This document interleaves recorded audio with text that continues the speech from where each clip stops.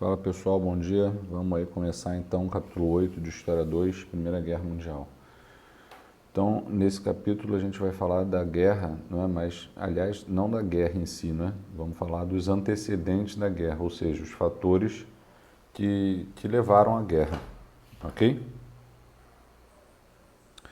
Então a gente nem vai falar aí nessa parte ainda, só no módulo 9, que a gente vai falar da guerra de trincheiras, da guerra de movimento, né? E aí vai falar um pouco do conflito em si.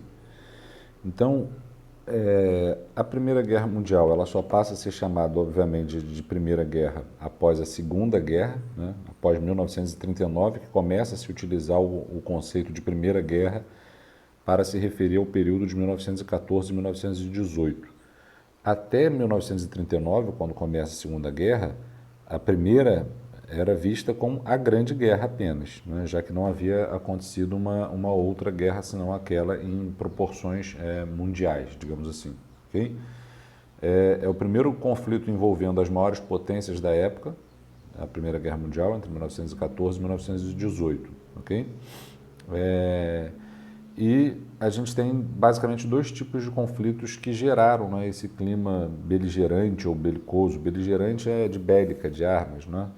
É, então, existem aqueles conflitos mais imperialistas, né, mais por conta, por exemplo, do interesse inglês e francês em dominar mais áreas coloniais na África e na Ásia. E existem aqueles conflitos que são mais nacionalistas, né, como é o caso da Alemanha e também da França, que nutre um sentimento de vingança em relação à Alemanha, que a gente vai falar mais adiante, além das questões nacionalistas de independência da região dos Balcãs, né, de regiões que já desejavam independência, independente de ter disputa ou não com outros territórios, okay? Mais como uma questão de identidade nacional.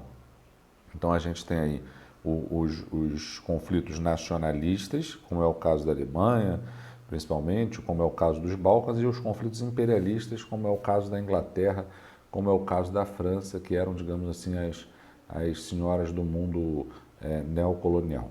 Okay? Essas disputas imperialistas elas já vinham acontecendo no longo do século XIX, ao longo do século XIX, né? Inclusive o século XIX o século XIX, o final do século XIX é tido como uma bela época, né? Uma época de ouro do mundo, né? De consolidação do sistema capitalista, de grande otimismo nas grandes potências europeias como França e Inglaterra, já que as suas economias estavam se desfrutando muito do progresso da segunda revolução industrial e dos benefícios que as colônias lhes ofereciam.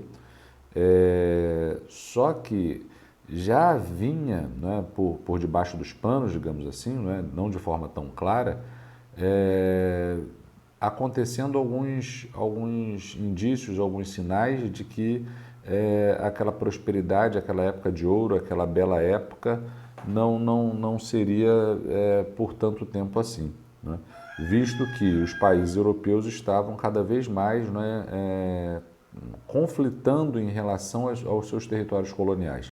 E aí por isso mesmo que entre 1884 e 1885, né, é realizado na Alemanha, na capital da Alemanha, a Conferência de Berlim.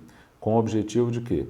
Com o objetivo de exatamente definir as fronteiras coloniais, definir as novas regras de ocupação na África e, principalmente, estabelecer uma espécie de acordo para evitar conflito entre os países europeus, né? Então, essas disputas imperialistas, essas tensões já vinham do século XIX, por conta da partilha da África e da Ásia, e a gente deve encarar a Conferência de Berlim não como o início do processo imperialista, pelo contrário, né? Mas como a consolidação daquele sistema que vinha se construindo ao longo do século XIX.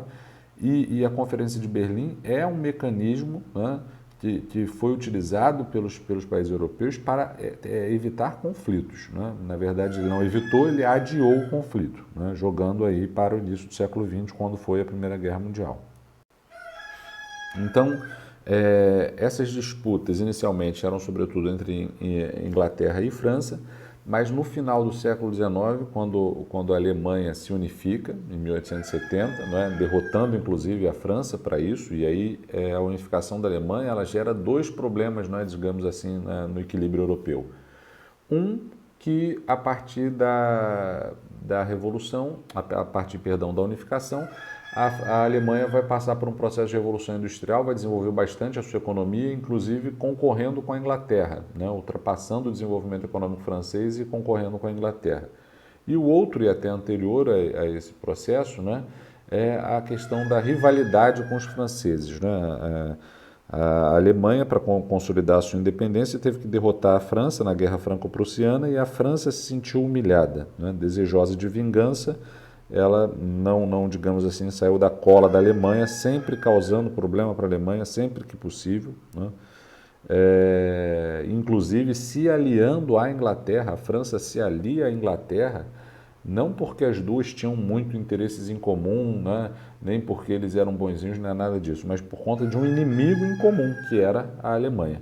Então a Tríplice Entente, né, vem de Entente Cordiale, formada em 1904 entre os dois países, né? E Entente Cordiale quer dizer, se não estou enganado, literalmente, não é acordo cordial, né? Então é um acordo entre Inglaterra e França contra os interesses imperialistas da Alemanha, né? E a Alemanha, como ela entra tarde no processo de Revolução Industrial, já que ela se consolidou tardiamente, só depois da unificação, né? Se consolidou não, se unificou. Só depois da unificação que ela passa pela Revolução Industrial, então ela entra no processo de desenvolvimento industrial tardiamente, né? Por isso que mesmo ela entrando de forma acelerada no processo de revolução industrial, quando ela está lá o aço, digamos assim, na revolução industrial, o mundo colonial já tinha sido partilhado, né? E aí ela, desejosa de terras, vai reivindicar o repartilhamento do mundo, digamos assim.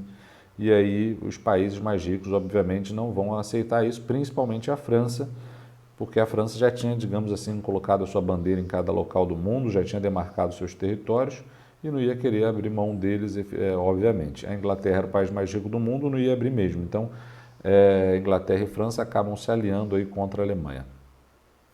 Vão surgir dois movimentos nacionalistas. O nacionalismo é um dos fatores, não é, que em grande parte vão influenciar o desenrolar da Primeira Guerra Mundial, mas é um nacionalismo não só no sentido de valorizar, né, a ideia de um povo com uma mesma origem, de povos com laços comuns, né, que devem ser estreitados, né, e devem ser, como é que eu posso dizer, confirmados, mas é também uma ideia de que o seu povo, de que a sua história, de que a sua nação é superior, né, à das outras regiões. Então esse movimento nacionalista que surge na Europa no século XIX é um movimento muito inclinado ao racismo, né, e é um movimento também de disputa econômica, visto que a Rússia, liderando o pan-eslavismo, e a Alemanha liderando o pan-germanismo, estão fazendo isso para ampliar, né, as suas áreas de comércio,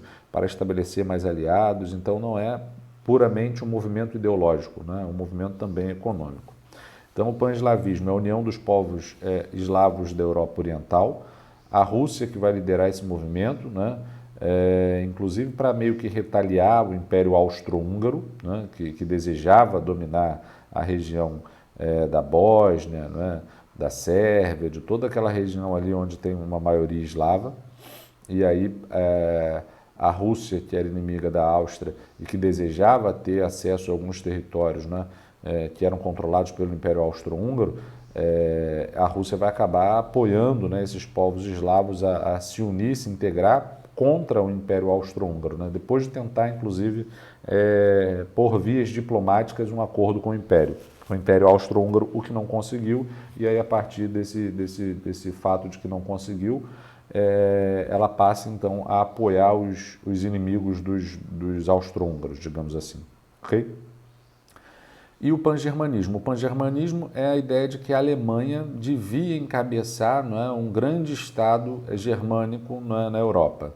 Lembrando que os dinamarqueses, os austríacos, eles também falam alemão, também são de origem germânica, e aí a Alemanha acabava liderando, né, esse movimento aí, exaltando a sua história, exaltando o seu passado glorioso, né, aquela ideia que o nacionalismo remonta, né, e que vai ser nutrido de tanta forma, vai ser regado de tanta forma, que vai acabar gerando aquele clima que a gente já meio que sabe, né, embora a gente não tenha estudado, que é a questão da Segunda Guerra Mundial, né, da ideia de uma raça ariana superior criada pelo Hitler, né, e isso remonta já o século XIX, quando a gente tem esses movimentos nacionalistas ou ultranacionalistas, ok? Então, isso aí é, por exemplo, uma propaganda, né, é, dos franceses satirizando os imperadores da Alemanha, né? Isso fazia parte aí da mentalidade da sociedade francesa, né? Porque o governo tinha que legitimar, né, perante a sociedade as ações que os franceses iriam tomar contra os alemães. Então, o governo acabava criando na sociedade francesa um imaginário de que a Alemanha era perversa, queria dominar o mundo, né? Enquanto não, a França quer fazer o ideal civilizatório, né? Lembrando que não se trata de que a França é malzinha e os alemães são bonzinhos. Não existe bonzinho e malzinho em história. Mas a propaganda quer mostrar, quer criar essa ideia de que os alemães são maus e os franceses são bons, né? Então, no século XIX, por conta dessa própria disputa imperialista que vinha acontecendo na Europa, né, por conta desse próprio progresso econômico que vinha acontecendo, também esse progresso econômico alcançou, né, o desenvolvimento de vários outros setores da indústria, como a indústria bélica. Então, a gente até falou isso no capítulo anterior, esse foi um dos fatores que favoreceu a conquista da África, visto que foram desenvolvidas armas, né, como fuzil de repetição, a metralhadora, coisas que não existiam até o século XIX. Isso favorece a corrida imperialista.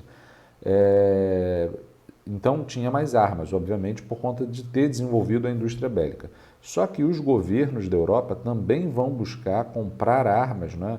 Vão buscar investir muito na indústria bélica para garantir a paz, né?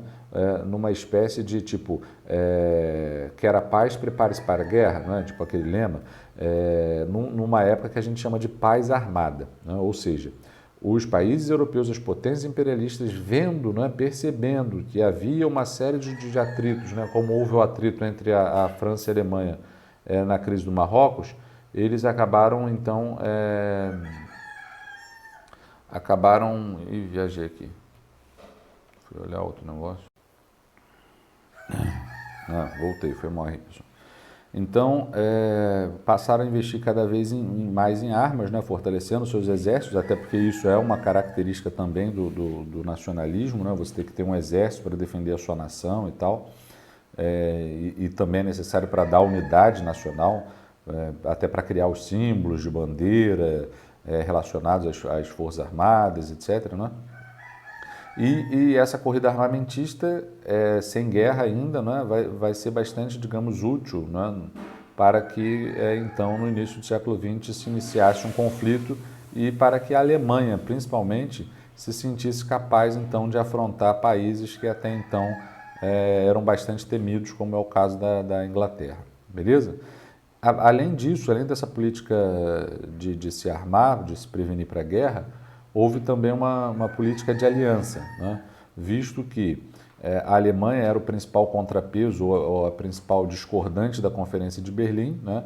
E aí ela vai buscar com os países que menos se deram bem na Conferência de Berlim uma aliança, que era o caso do Império Austro-Húngaro, que praticamente não ficou com território colonial nenhum, não teve condições de conquistar esses territórios coloniais, ou não teve interesse, e a Itália. Inclusive a Tríplice Aliança é a primeira a ser criada, ainda em 1882, okay? Ainda no final do século XIX, logo após a unificação alemã. E a Tríplice Entente, né, foi criada posteriormente, depois da Tríplice Aliança, justamente aí, né, entre Inglaterra e França, e depois eles convidam a Rússia, que tinha problemas com o Império Austro-Húngaro e também com a Alemanha, por isso que a Rússia acaba estreitando relações com ingleses e franceses. Então, ingleses e franceses acabam se aliando contra, né, essa tríplice aliança formada ainda em 1882 pela Alemanha e pelo Império Austro-Húngaro. E aí o que começa a ficar evidente é que um conflito vai acontecer cedo ou tarde. Por quê? Nesse sistema de aliança, se, por exemplo, a Itália é atacada, a Alemanha e o Império Austro-Húngaro têm que defender a Itália, né, revidando o ataque, né, que ela sofreu. E aí você joga mais gente no conflito. Esse país que ataca a Itália, na minha suposição, também, né, vai ter os seus aliados. E aí, com o ataque alemão e austro-húngaro ao seu território, ele também será defendido por outros amigos. E aí, esse sistema de aliança ia sair levando todo mundo para a guerra. Ok? Então, essas alianças sofreram alterações, como no caso da Itália, que saiu da Tríplice Aliança, o caso da Rússia, que saiu da Tríplice Entente. A Itália mudou, aliás, de posição, né? A Rússia saiu, mas a Itália mudou de posição. E mudou no decorrer da guerra. Então aqui a gente tem um mapa, né, que mostra aí a expansão do Império Alemão no Império Austro-Húngaro, na Itália. Vamos falar aí também da crise do Marrocos, que é um problema entre a França e a Alemanha. Então vamos lá. Sobre a crise do Marrocos, né, o Marrocos, ali no norte da África, né, ele estava sendo disputado pela França e pela Alemanha. A França tinha o maior controle das terras do Marrocos, a Alemanha não tinha todo o controle, tinha algumas partes apenas, né? E os dois países estavam disputando o território colonial, quase foram à guerra, né, entre 1905 e 1911, só não foram por conta de uma intervenção inglesa, né? A França conseguiu uma aliança com a Inglaterra, aliás já tinha, né? E aí a Inglaterra intermediou uma negociação com a Alemanha, onde a Alemanha acabou aceitando ceder, né? E depois a Alemanha acaba questionando novamente, a França dá boa parte do Congo francês para a Alemanha, e aí os alemães acabam se contentando em não ficar com Marrocos, contentando aparentemente, né? Porque em 1914 eles vão jogar com força o ódio deles já em relação à França e também da França em relação à Alemanha. Não se trata de dizer que um é bonzinho e o outro é mauzinho, ok?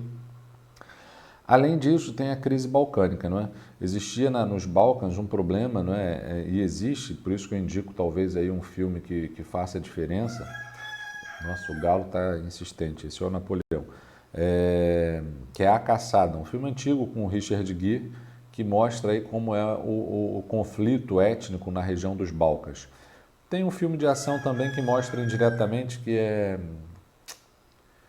Ai, caraca, esqueci completamente. Busca Implacável, Busca Implacável, né? A Caçada, Busca Implacável. Tinha um terceiro filme também que eu costumo indicar, mas eu não vou me lembrar agora, né? Que é justamente para que a gente entenda aí o problema da região balcânica, aquela região ali do leste europeu, ok?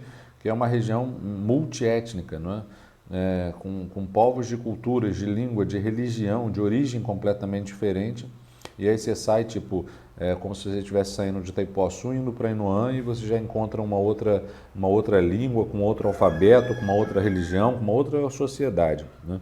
E esses povos muito diferentes acabavam vivendo num território pequeno, muitos exigiam autonomia, exigiam independência, e isso acabava batendo de frente com os interesses da Alemanha e, sobretudo, do Império Austro-Húngaro, que desejava e que já vinha anexando, né, territórios dos Balcãs, como anexou a Bósnia-Herzegovina em 1908, despertando na Sérvia, né, que desejava autonomia, e na Rússia,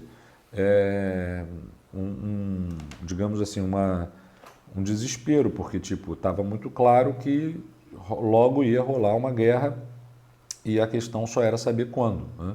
Por conta do expansionismo do Império Austro-Húngaro, que era legitimado pela Alemanha. Então, quem sacar já um pouquinho de guerra aí vai pensar uma coisa, né, que muitos alunos pensam, que eu acho que é natural.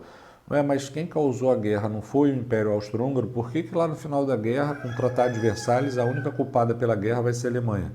Porque o Império Austro-Húngaro estava fazendo isso justamente com o apoio da Alemanha e, ao que tudo indica, né, foi o Otto von Bismarck, né, o líder alemão, que acabava colocando, né, pilha para que a Áustria, né, mudasse a sua pecinha de xadrez no tabuleiro de acordo com seus interesses e nos momentos mais certos para provocar, inclusive, tensão com a Rússia, com o objetivo de ter argumento para dominar mais territórios ao leste.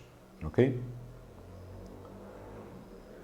E aí, por último, né, a gente tem como o antecedente da guerra um estopim, né, uma última gota dentro, digamos, de um copo que já estava cheio. Então, essa não é a única causa.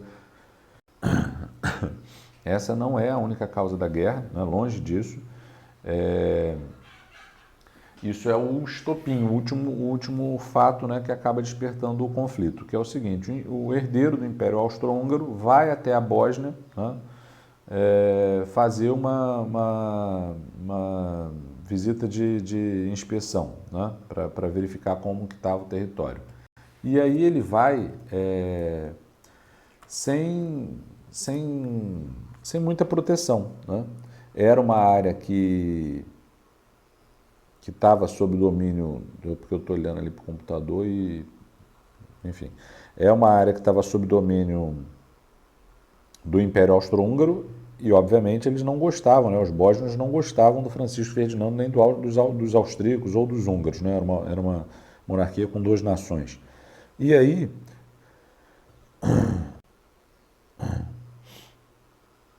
ele é assassinado. Quando ele é assassinado por um cara, por um jovem que faria parte de uma sociedade secreta sérvia. Ué, mas ele foi à Bósnia e foi assassinado por um sérvio? Porque os sérvios e bósnios eram aliados, né? E aí, a partir disso, isso foi no dia 28 de junho, né? Eu acho que essa data está errada aí, né? Eu acho que ele foi no dia 28 de junho, porque a guerra começou em julho, exatamente um mês depois, né? Isso aí, ele foi assassinado dia 28 de junho, ok? 28/6. Ele e a esposa dele.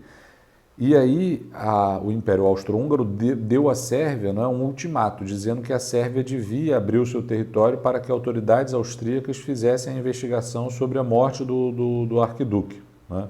A Sérvia, naturalmente, não se submete, acha uma afronta, visto que quem assassinou o herdeiro do trono austríaco foi um cidadão sérvio, não um agente do governo. Então, eles não aceitaram ceder o território sérvio para que os austríacos fizessem uma investigação com as suas autoridades.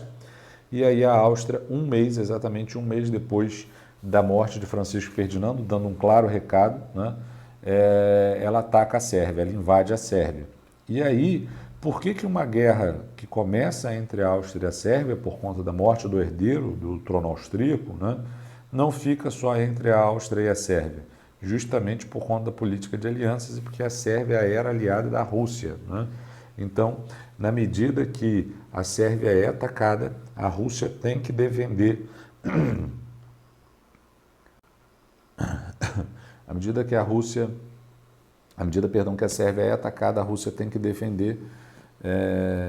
E aí a Rússia passa então, ataca a Áustria-Hungria, e aí a Alemanha vai defender a Áustria-Hungria dos ataques russos, e aí é despertado, né, todo o sistema de aliança, e então começa a Primeira Guerra Mundial. Essa aí a foto do Francisco Ferdinando, né, à esquerda, e o assassino dele à direita, e esse é o estopim da guerra, mas não a única causa. Se não fosse esse fator, provavelmente a guerra teria acontecido, mas a gente não gosta, né, não é correto trabalhar em história com o que não aconteceu, beleza? Então é isso, no próximo capítulo que a gente vai falar aí sobre a guerra em si, né, no capítulo 9. Beleza, galera. Fui. Qualquer dúvida, posta aí.